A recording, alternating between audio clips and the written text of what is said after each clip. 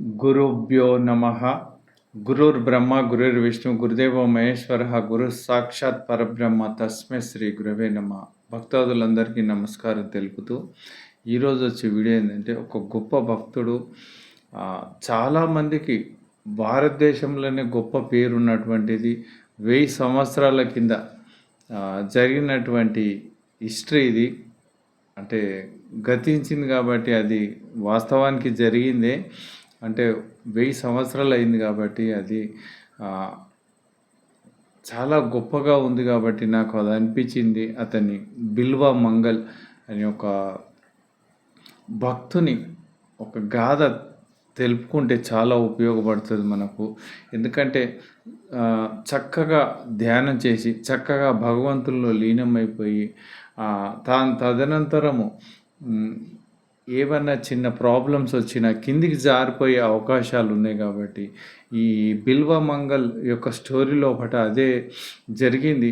గత జన్మలో సారాన్ని బట్టి ఈ జన్మలో ఎలా జరుగుతుంది అని మనం ఈ కథ సన్నివేశంలో చాలా చక్కగా తెలుస్తుంది. అందుకని మనం చాలా జాగరూకమై ఉండాలి. ప్రతి నిమిషం ప్రతి సెకండ్ కూడా చాలా తెలివితేటలతో ఉండాలి, లేకపోతే పడిపోయే అవకాశం ఉంది భక్తులకు కూడా. కనుక ఈ బిల్వ మంగల్ అనే మనము అతని యొక్క స్టోరీ మనం చెప్పుకుంటే మనకు ఉపయోగపడుతుందనే ఉద్దేశంతో ఈ వీడియో చేయడం జరుగుతుంది. బిల్వ మంగల్ దగ్గర 1000 సంవత్సరాల కింద అతను జన్మించినట్టు తెలుస్తుంది. దక్షిణ భారతదేశంలో అక్కడ అతను పుట్టినట్టు చెప్తున్నారు. అది మనం గమనించడం జరిగింది. అతను బాల్యం నుండే చాలా భక్తి భావంతో ఉన్నారు. చిన్నపిల్లలు వాళ్ళ తల్లిదండ్రి కూడా చూసి ఈ పిల్లవాడి ముఖవర్చస్సు చాలా తేజస్గా ఉంది, ఇతరుల పిల్లలు ఆడుకున్నట్టు ఈయన ఆడుకోవటం లేదు, భక్తి భావంతో ఉన్నాడు, అన్నీ తత్వం గురించి అడుగుతున్నారు. ఈ విగ్రహాలు ఏంటి, ఈ విషయాలు ఏంటి, భక్తి ఏంటి. ఆ పిల్లవాడు చిన్న వయసుల నుండే ఆ వైరాగ్యం అతనికి రావటం జరిగింది. బిల్వ మంగల్కి బిల్వ మంగల్ ఠాకూర్ అని అతని నామము. అలా చేస్తూ అతను చిన్నప్పటి సందే వాళ్ళ తల్లిదండ్రి కూడా చిన్నపిల్లలు వయసులో ఉన్నారు కదా, ఆడుకోండి, పిల్లలంతా వచ్చారు ఆడుకోవటానికంటే నేను ఆడుకోవటానికి నాకు మనసు ఒప్పటం లేదు, నాకు ఎందుకో లోపట ఒక వాయిస్ వస్తుంటుంది, నేను దాన్ని ఫాలో అవుతున్నా, నాకు భక్తి అంటేనే చాలా ఇష్టము, ఈ ఆడుకోవటాలు ఇవన్నీ లేదని చిన్నప్పటి సందే చెప్పటం వల్ల వాళ్ళ తల్లిదండ్రులు కూడా చాలా సంతోషించి, బిడ్డడు గత జన్మ సారాన్ని బట్టే మనకు ఉద్భవించటం జరిగింది, చాలా గొప్ప పేరు తీస్తాడని చాలా వాళ్ళు బిడ్డని చూసి ఎంతో సంతోషించేవారు. అడుగడుగునా కూడా భక్తి భావం పూర్తిగా నిండుకొని ఉంది. దాని తర్వాత ఈయన ఎలా పెద్దగా అవుతుండో భక్తి బాగా పెరిగిపోయింది. బిల్వ మంగల్ అంటే ఎలాంటి భక్తి అంటే ఇంకా రోజు అన్నదానం చేయటము ఇలాంటివి జరిగింది అన్నట్టు. అంటే ప్రజలకు అన్నదానం చేస్తే బాగుంటుంది, భాగవతం కూడా నేర్చుకొని చెప్పేవాడు అన్నట్టు. తర్వాత కొన్ని రోజులకు తల్లిదండ్రులు కూడా పెద్ద వయసు కాకుండా వాళ్ళు మెల్లమెల్లగా వాళ్ళు దేహం చాలించటం జరిగింది. షార్ట్కట్లో వెళ్తున్నాం కాబట్టి వాళ్ళు దేహం చాలించటం జరిగితే తర్వాత ఈయనే ఉండే కొంత వయసు ఏదైతే ఆస్తి పాస్తులు ఉన్నాయో అవన్నీ కూడా ఈ బిల్వ మంగల్ బ్రెయిన్లో ఒకటే ఉంది. ఆ కృష్ణతత్వము చేసి భాగవతం చెప్పి తదనంతరము భోజనాలు అందరికీ పెట్టేవారు. ఎంతమంది వస్తే అంతమందికి భోజనాలు పెట్టేవారు.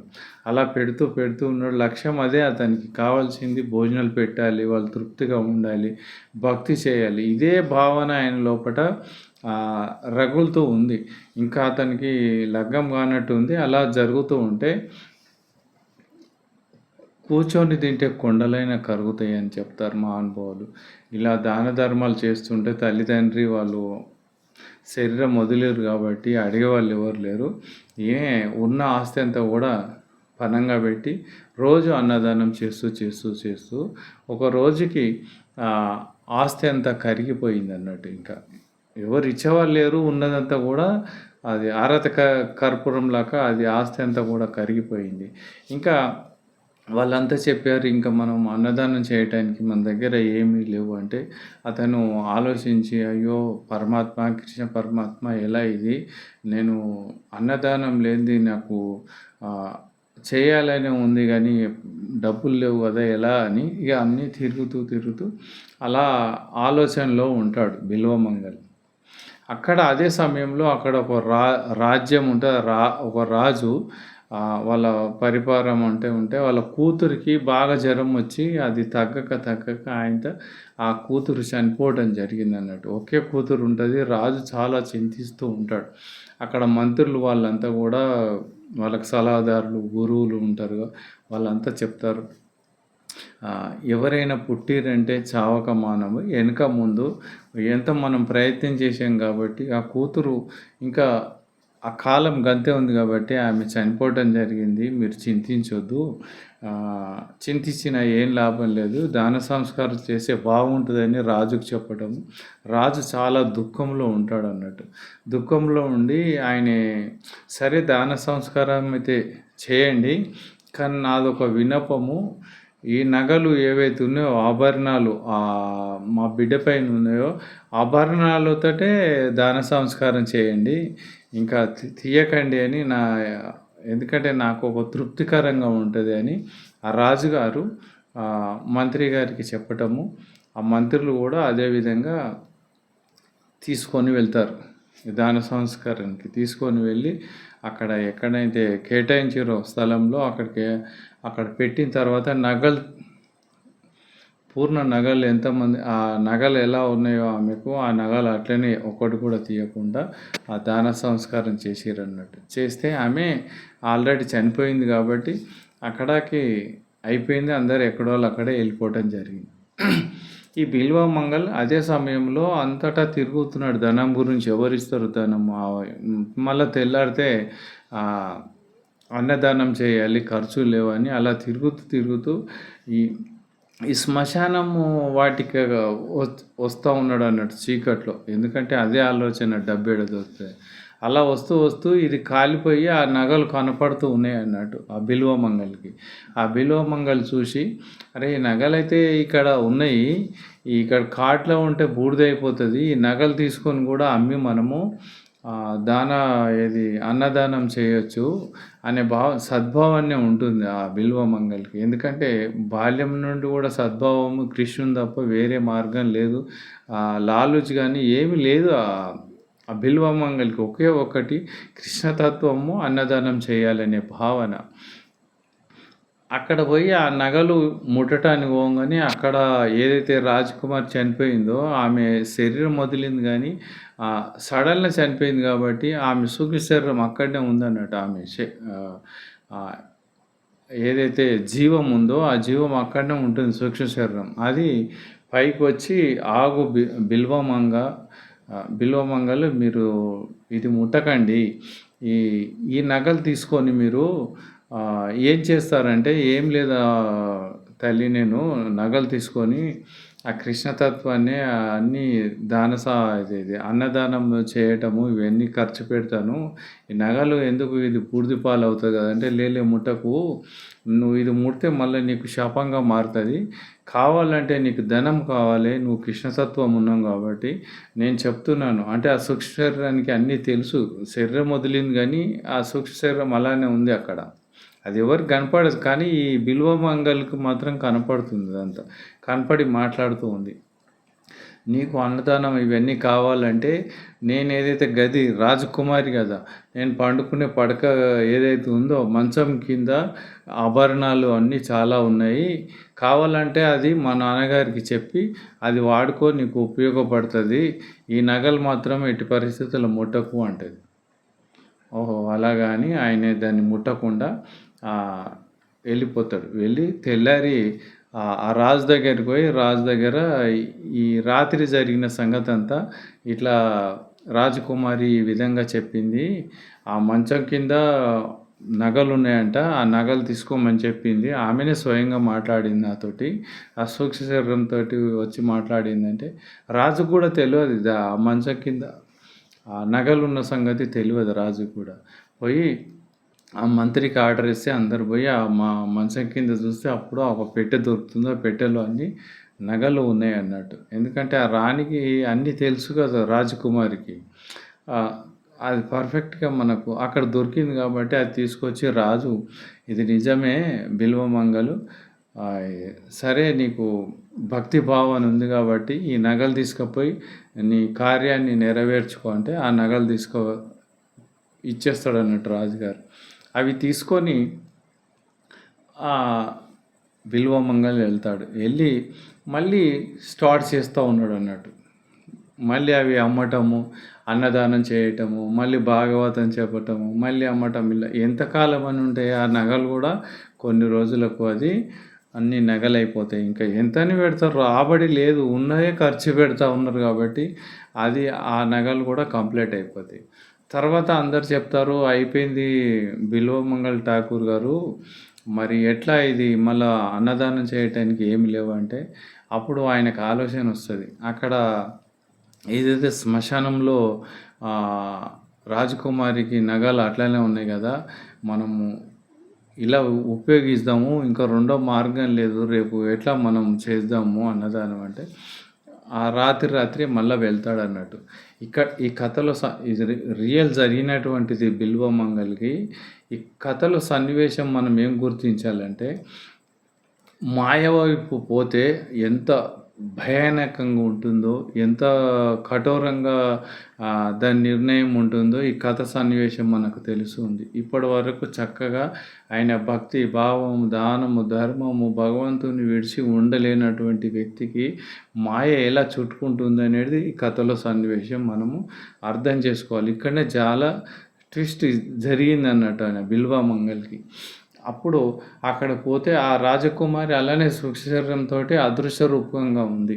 ఈయన పోయి అక్కడ ఎవరు కనపడటం లేదు. ఆయనతో ఆ నగలు తీసుకొని స్పర్శ తీసుకొని ఇట్లా దగ్గరికి పెట్టంగానే ఆమె అక్కడ సూక్ష్మ శరీరంతో ఉండి మళ్ళీ దృశ్యంగా కనపడుతుంది బిల్వమంగళకి.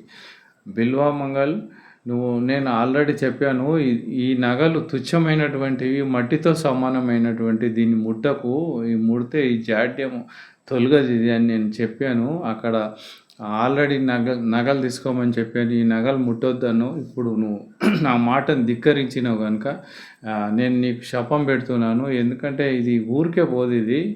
నువ్వు ఇప్పుడు చనిపోయిన తర్వాత కొన్ని రోజులకు చనిపోయిన తర్వాత ఎప్పుడైతే ఈ నగలు ఈ మాయకు సంబంధించినటువంటి నగలు నువ్వు ముట్టుకున్నావు కాబట్టి ఇది డెఫినెట్గా ఇది నీకు ఫలితం ఇస్తుంది. గత జన్మలో నువ్వు ఈ కామం ఏంటంటే కోరికలతోటి తీసుకున్నావు కాబట్టి ఇది అశాశ్వతమైనటువంటి నగలు, దీంట్లో మాయ ఉంటుంది కనుక గత మళ్ళా జన్మం ఎత్తుతావు. జన్మం ఎత్తినాక బిల్వమంగళ్ ఠాకూర్ అనే పేరు వస్తుంది. అప్పుడు నీకు కామము పూర్తిగా నిండుకొని ఉంటుంది. ఆ కామంలో నీకు శపంగా మారి నువ్వు చేసినటువంటిది కూడా అంతా నువ్వు దిగుతూ వస్తూ ఉంటుంది. నువ్వు ఆ కామంలో స్త్రీల కామంలో లోలుడవై అలా చరిస్తూ కొన్ని రోజులకు మళ్ళీ అది శాపంగా పోయి వరంగా మారుతుంది. కొన్ని రోజుల తర్వాత కృష్ణతత్వం వచ్చి నీకు ఆ కృష్ణుడే కాపాడి గొప్ప నీకు జీవితం సార్థకమవుతుంది అని ఆమె చెప్తుంది అన్నట్టు. శపం పెడుతుంది, అలాగే తర్వాత వరంగా కూడా మారుతుంది అని చెప్పింది అన్నట్టు. చెప్తే ఈ బిల్వమంగళ్ అది అక్కడ తీసి కొమ్మలు వాడుకున్నాడో లేదో తెలియదు, అక్కడ పడేసేసి వెళ్ళిపోయింది అన్నట్టు. కొన్ని రోజులతో అనారోగ్యం వచ్చి ఆయన బిల్వమంగళ్ కొన్ని రోజులకు చనిపోతాడు అన్నట్టు. చనిపోతే ఈమె రాజకుమారి పెట్టినటువంటి శాపము మళ్ళీ జన్మంలో పుట్టడం జరుగుతుంది అతను. అంటే పూర్ణంగా కాలేదు, ఇంకా ఆయన సార్థకం కాలేదు కనుక చనిపోవటం జరిగింది. అంటే గత జన్మలో ఎంతెంతో కష్టపడి ప్రపంచాన్ని పట్టించుకోకుండా కృష్ణతత్వంలో ఉండి అన్నదానం చేసుకుంటూ ధ్యానం చేసుకుంటూ నిరంతరం ఉన్నటువంటిది కేవలం ఆ బంగారం పట్టుకున్నందుకు, ఆ రాజకుమారి శాపం పెట్టుకున్నందుకు మళ్ళీ పుట్టడం జరిగింది బిల్వమంగళ్. ఈ పుట్టడం వల్ల కూడా చిన్నప్పటి నుండి బాగానే తత్వంతో ఉన్నాడు. ఇంకా అలా పెరుగుతూ ఉంటే ఆ శాపము యొక్క ప్రభావం చేత ఇందులో అతనికి కామవాంఛలు పుట్టుకుంటూ వచ్చినాయి. ఆయన యవ్వన దశకొచ్చినప్పుడు పూర్తిగా కామవాంఛలొచ్చినియి. ఆ యవ్వన దశ రాంగానే ఎప్పుడైతే ఈ తల్లిదండ్రి వాళ్ళు గూడా నిర్వయనం అయిపోయారు. ఒకరికొకరు చనిపోయారు. కొన్ని కొన్ని రోజులకు చనిపోతే, ఆ ఉన్నటువంటి ఆస్తి అంతా గూడా మంగళం పలుకుతుంటూ ఇంకా అదే కామవాంఛనలోనే ఉన్నాడతను. అక్కడ తర్వాత ఒక వేశ్య అక్కడ చింతామణి అనే క్యారెక్టర్ అక్కడ ఏర్పడడం జరిగింది. ఇక్కడ చింతామణి గూడా ముఖ్యమైన క్యారెక్టరే ఈ బిల్వ మంగల్‌కి. అక్కడ ఒక వేశ్య ఉంటది చింతామణి అని. అక్కడ ఈ చింతామణికి అలవాటైపోయి కామవాంఛలు ఎప్పుడు చూసినా కళ్ళల్లో రెండుకొని ఉంటుంది ఆ శాపం. వీనికి తెలియదు ఇదంతా గూడా.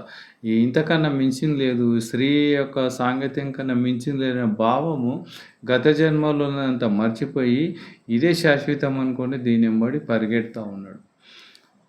ఈ ఈ చింతామణి ఎంబడి. అలా చేస్తూ ఉన్న రోజు, ఒకరోజు రాత్రి బాగా రాత్రి అయిపోయిందన్నట్టు. వర్షం పడుతుంది చేస్తుంటే ఇతనేవో కర్మకాండలు చేసి తర్వాత అదే దృష్టి, భావన తులసీదాస్‌కి ఎలా ఉందో ఈయనకు గూడా అలానే ఆ మనసులో ఆ కామవాంఛలు పెరుగుతూ ఉన్నాయి. ఎప్పుడు నేను చింతామణిని కలవాలి, ఎప్పుడు నేను పొందాలి అనే భావన నిరంతరం రగులుతూ ఉంది. సాయంత్రం అయింది. ఎలా చేయాలి? వర్షం పడుతుంది. బాగా నీళ్ళు నదిలాగా ఏర్పడ్డది. నది దాటాలంటే ఎట్లా అని అది చూస్తూ వస్తూ ఉంటే అక్కడ ఎవరు లేరు. ఆ రాత్రిపూట ఎవరుంటారు? ఎవరు లేరు అసలుకి. వర్షం కురుస్తుంది. ఎలా పోవాలి? ఎలా పోవాలంటే దాటిచ్చేవాళ్ళు లేరు. అక్కడ శవం ఒకటి తేలాడుతుందన్నట్టు. ఈ చీకట్లో ఎలాంటి కామవాంఛన ఉందంటే అక్కడ ఒక శవం ఉందన్న సంగతి కూడా మర్చిపోయి ఆ శవము తేలాడుతుంటే దాన్ని పట్టుకొని పడవలాగా చేసుకుంటూ ఈదుకుంటూ ఆ నది దాటడం జరిగింది బిల్వమంగళం. ఎందుకంటే కామవాంఛలు పూర్తిగా రెండుకున్నానికి అసలు ఏం తెలియటం లేదు.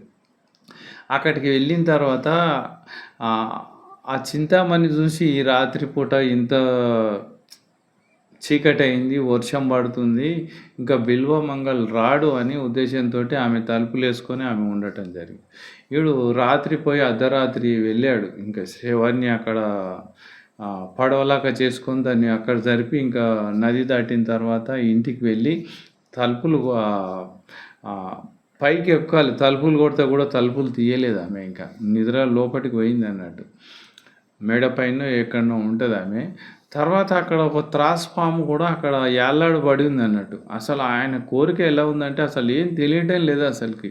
ఆ త్రాసుపాము తాడు అనుకోని ఆ చీకట్లో ఆ త్రాసుపాముని పట్టుకొని సేమ్ తులసీదాస్‌కి ఎలా జరిగింది ఈయనకు కూడా అలానే జరిగింది. దాన్ని పెట్టుకొని ఆ పైకి ఎక్కటము, దానిపైన అక్కడ దుంకి ఆ లోపటికి వెళ్ళి లోపట ఉన్నటువంటి తలుపు కొడితే ఆమె తీయటం జరిగింది.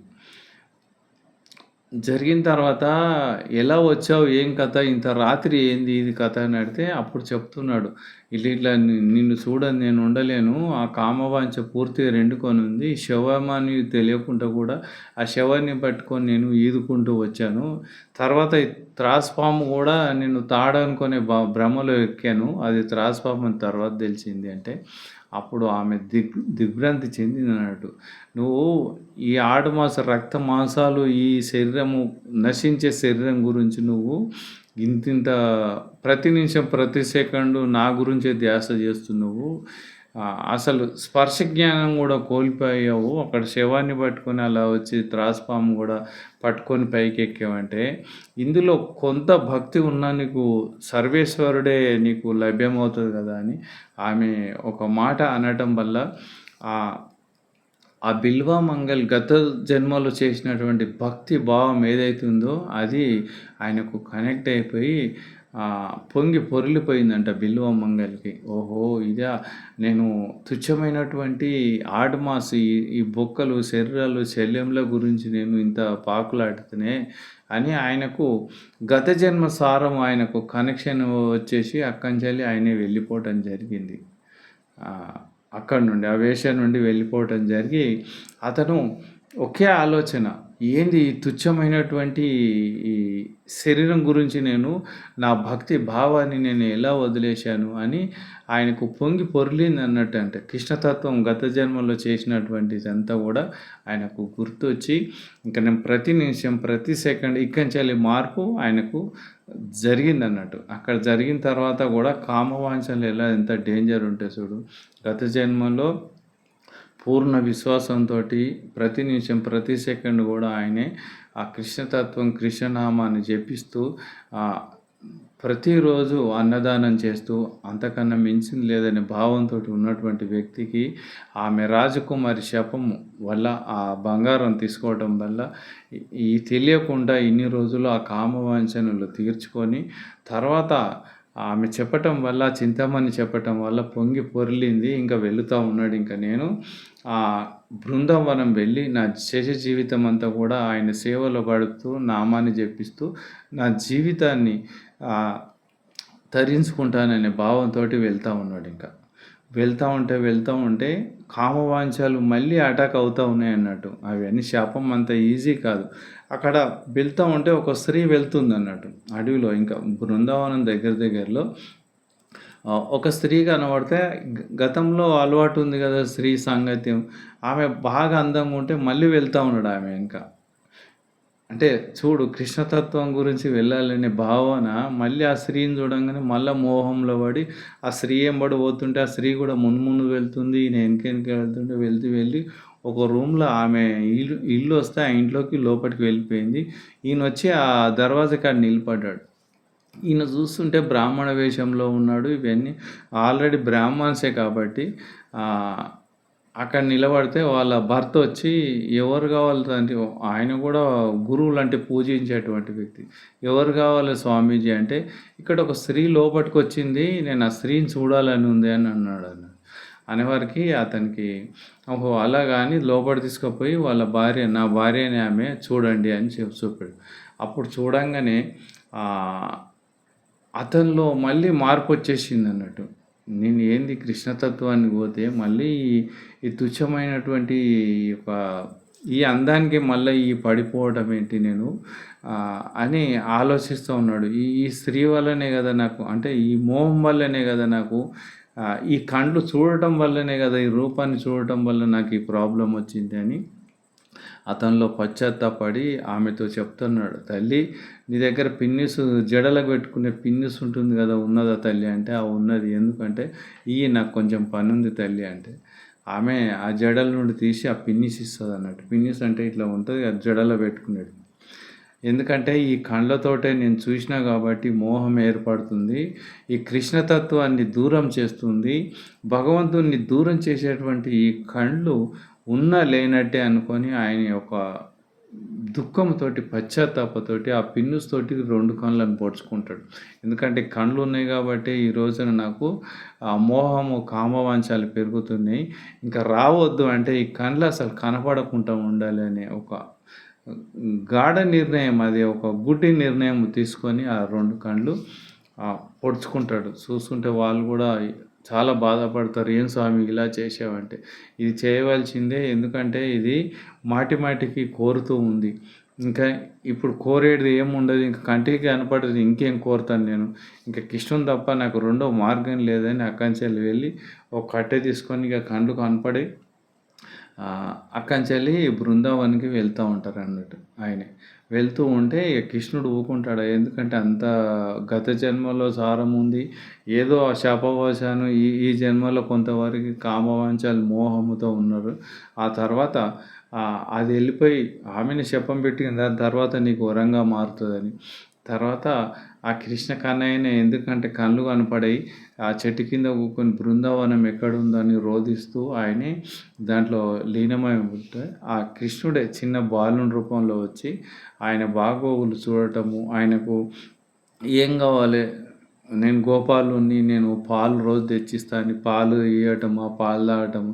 దాని తర్వాత కొన్ని గ్రంథాలు రాశాడు. సూర్దాస్ ఎట్లా కళ్ళు లేకుండా రాశాడు అట్లా ఈయన కూడా అవన్నీ పేపర్స్ తీసుకొని వస్తే అవన్నీ కూడా ఈయన అనుభవాలన్నీ కూడా ఆయన కృష్ణతత్వం గురించి రాసి గ్రంథాలు రాశారంట.